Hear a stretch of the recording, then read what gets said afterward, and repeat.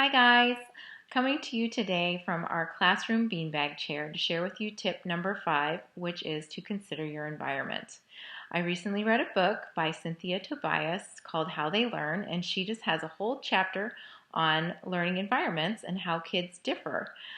When I read the section about the kid that sprawls out on the floor and all their papers are around them and they're laying on their tummy and writing, I thought, this is my 8-year-old.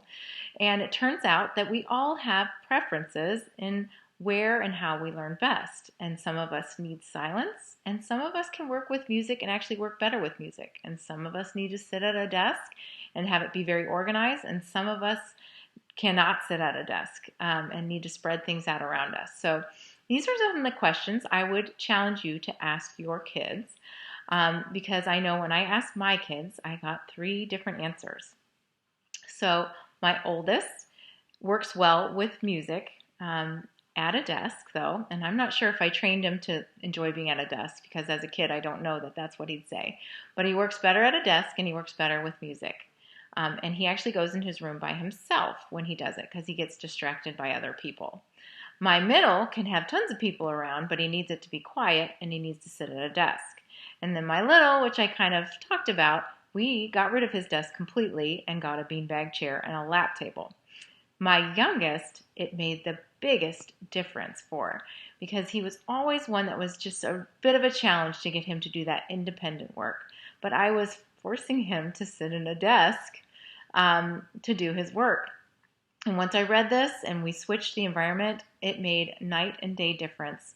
I can't explain why, but I'm just grateful for Cynthia Tobias and her advice that led us to a beanbag chair and a lap desk because it has made a world of difference in our classroom. And I really hope that, but just by asking questions about lighting and surfaces that you do better on and music or silence, that it can create an atmosphere where your child works better too.